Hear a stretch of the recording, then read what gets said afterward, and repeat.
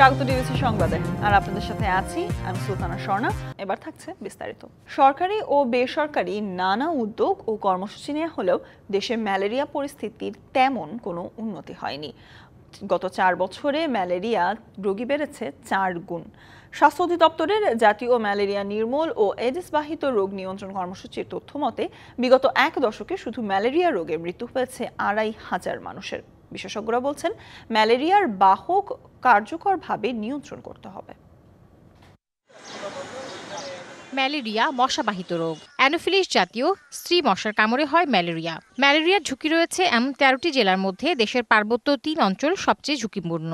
এর মধ্যে 2 জেলা বান্দরবন ও রাঙামাটিতে 92% সংক্রমণ ঘটছে।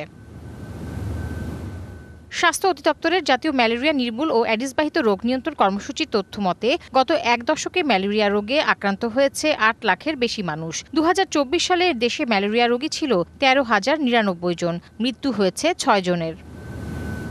কীটতত্ত্ববিদ ও জনস্বাস্থ্য বিশেষজ্ঞরা বলছেন কর্মসূচির কার্যক্রম, তত্ত্বাবধান ও পর্যবেক্ষণের ক্ষেত্রে ঘাটতি থাকায় পুরোপুরি নির্মূল করা যাচ্ছে না ম্যালেরিয়া রোগ। পার্বত্য জেলাগুলো আমাদের নজরে আনতে হবে। আমরা যদি বাহক কার্যকরীভাবে নিয়ন্ত্রণ করতে না পারি তাহলে আসলে এই বাহকবাহিত ম্যালেরিয়া রোগ নির্মূল করা যাবে না। আরেকটা পরিবর্তন দরকার, সেটা হলো যে এটা সুপারভিশন মনিটরিং।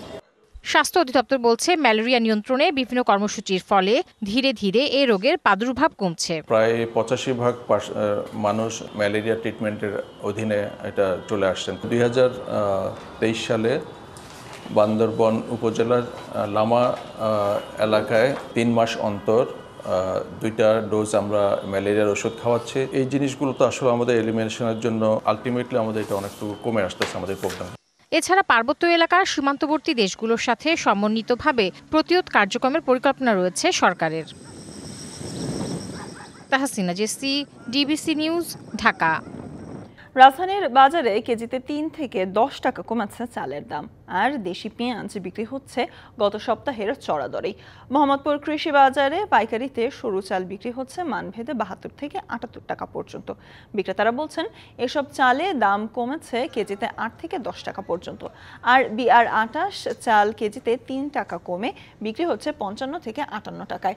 তবে আমদানি করা সরু চাল কেজিতে 2 থেকে 3 টাকা বেড়ে বিক্রি হচ্ছে 70 থেকে 80 টাকায়। বিক্রেতারা বলছেন নতুন ধান আসায় দাম কমেছে চালের। এদিকে পাইকারিতে দেশি পেঁয়াজ 48 থেকে 50 টাকা কেজি দরে বিক্রি হচ্ছে। আর আলু বিক্রি হচ্ছে বেশ সস্তায়। মানভেদে পাইকারিতে আলুর কেজি 11 থেকে 15 টাকা পর্যন্ত। এছাড়া দেশি রসুন 110 আর চীনা রসুন 190 টাকা কেজি। মানভেদে আদা বিক্রি হচ্ছে 80 থেকে 130 টাকা কেজি দরে। 21 শতকের চ্যালেঞ্জ মোকাবিলায় চট্টগ্রাম বন্দরের সক্ষমতা বাড়াতে নেওয়া হয়েছে একের পর এক মেগা প্রকল্প। অর্থনীতির চালিকা শক্তি এই বন্দরে 2024-25 অর্থ বছরের প্রথম 9 মাসে রাজস্ব এসেছে 3,745 কোটি টাকা। একই বছরে 9 মাসে কার্গো হ্যান্ডলিং হয়েছে 9 কোটি 71 লাখ TSU, যা গত অর্থ বছরের তুলনায় 5.96% বেশি। কর্ণফুলী নদীর মোহনায় 1886 সালে প্রতিষ্ঠিত হয় চট্টগ্রাম বন্দর। প্রতিষ্ঠার 138 বছরে দেশের অর্থনীতির প্রধান নিয়ন্ত্রক হয়ে উঠেছে বন্দরটি। হ্যান্ডলিং হচ্ছে দেশের আমদানি রপ্তানির 92% বেশি পণ্য এবং 98% কন্টেইনারজাত পণ্য। 2024-25 অর্থ বছরের প্রথম 9 মাসে কন্টেইনার হ্যান্ডলিং আগের অর্থ বছরে একই সময়ের তুলনায় 5.01% বেড়েছে।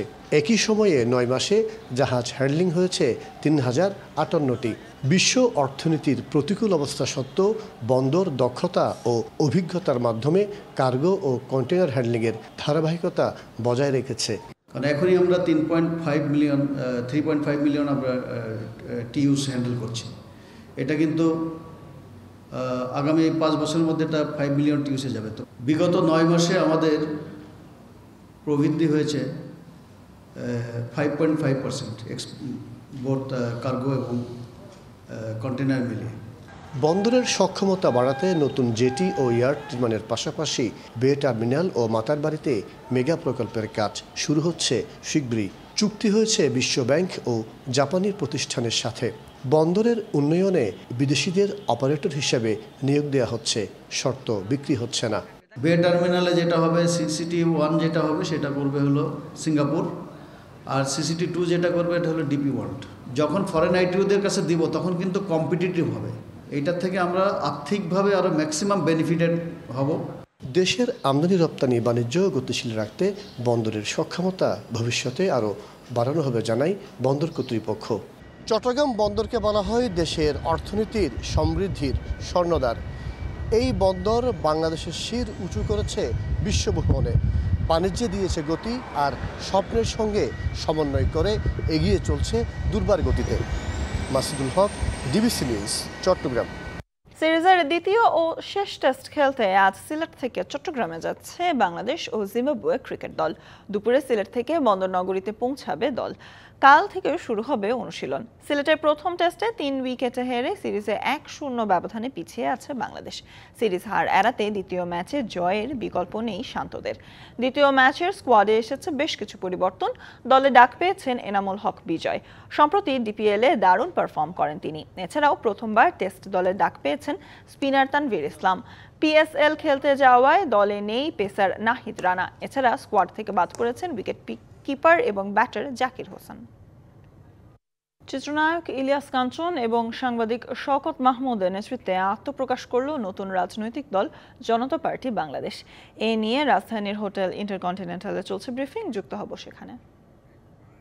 করার অধিকার নিশ্চিত করতে হবে। দেশের সকল শ্রমিক কর্মচারীর সার্বজনীন পেনশনের ব্যবস্থা করা প্রয়োজন। প্রবাসী শ্রমিকদের কর্মনিরাপত্তা ও মজুরি নিয়ে সরকারের বিশেষ পদক্ষেপ জরুরি। 13 নারীর ক্ষমতায়নের পাশাপাশি নারী পুরুষের মধ্যে ক্ষমতা ও সামাজিক অবস্থানের ভেদ ও অসম্পর্ক মোচন অত্যন্ত জরুরি। 14 বাংলাদেশের মানুষের মূল সমস্যা শুধু রাতের নির্বিঘ্ন ঘুম নয়, প্রতিদিন জীবনযাপনে অসহনীয় সমস্যার মুখোমুখি হয় তারা। রুজি রোজগারের সংকট, অসহনীয় মূল্যস্ফীতি, বেকারত্ব, সমস্যা সংকুল পথ চলা, সন্তানের ভবিষ্যৎ, দুর্ঘটনার হুমকি, দৈহিক ও সামাজিক নিরাপত্তা, সকল কিছুর সংকট তার নিত্য সাথী। সড়ক দুর্ঘটনায় এদেশের সবচেয়ে বড় মারণঘাতী ঘটনা হলেও রাজনৈতিক দলগুলো কোনো ব্যবস্থা নিচ্ছে না। সড়ক ও মহাসড়ক নিরাপদ করতে এবং দুর্বৃত্তায়নমুক্ত পরিবহন ব্যবস্থা গড়ে তুলতে আমরা দৃঢ় প্রতিজ্ঞ। এসব থেকে জনগণের মুক্তি দিতে আমাদের মন মানসিকতার পরিবর্তন ঘটাতে হবে। অসহায় যাত্রীদের সমস্যা দূর করার পাশাপাশি জবাবদিহিমূলক পরিবহন ব্যবস্থা, নিরাপদ সড়কের ব্যবস্থা এবং পরিবর্তন খাতকে দুর্বৃত্তায়নমুক্ত করা আমাদের জরুরি লক্ষ্য। জনগণের মতামত এবং অংশগ্রহণমূলক উন্নয়ন প্রক্রিয়ার পাশাপাশি বেকার ও দরিদ্রদের জন্য ভাতার ব্যবস্থা, প্রতিটি গ্রামের জন্য থোক বরাদ্দের ব্যবস্থা করা, মধ্য দিয়ে পানি, খাদ্য, স্বাস্থ্য, শিক্ষা, বাসস্থান ইত্যাদির নিশ্চয়তা বিধানের প্রতি আমরা একনিষ্ঠ মনোযোগ দিতে চাই। যে কোনো সিন্ডিকেট, ব্যবসায়ের মধ্যস্বত্বভোগীদের দুর্বৃত্তপনা রোধ করতে হবে। এই বিশাল যজ্ঞের নেতৃত্ব চাই আমরা তরুণ ও কিশোরীদের। জাতির অগ্রগতির এটাই সময়। 15 বিদেশি বিনিয়োগ ও দেশীয় পুঁজির বিনিয়োগকে উৎসাহিত করা, উন্নয়নের নামে দুর্নীতি অনিয়ম বন্ধ করা, ব্যাংক ঋণকে মধ্যম মেয়াদী ও ক্ষুদ্র শিল্পে সহজীকরণ, প্রবাসে দক্ষ জনশক্তি প্রেরণের ব্যবস্থাকে সহজলভ্য করা, আন্তর্জাতিক ঋণের উপর নির্ভরশীলতা কমানো জরুরি হয়ে পড়েছে। বাংলাদেশের অবকাঠামোর যত উন্নয়ন হয়েছে সেসবের গুণগত রক্ষণাবেক্ষণে আমরা নিবিষ্ট মনোযোগ দিতে চাই। 16 আমরা বাংলাদেশের ব্যাপক শিল্পায়ন, পণ্য সেবায় বহুমুখীকরণে বিশ্বাসী, যাতে উৎপাদন ও ডিবিসি সংবাদে ছিল এখনকার মতো। ডিবিসি নিউজের সংবাদগুলো পড়তে ভিজিট করুন dbcnews.tv। এছাড়া ভিজিট করুন ডিবিসি নিউজের ফেসবুক পেজ এবং ইউটিউব চ্যানেলে। সাথেই থাকুন।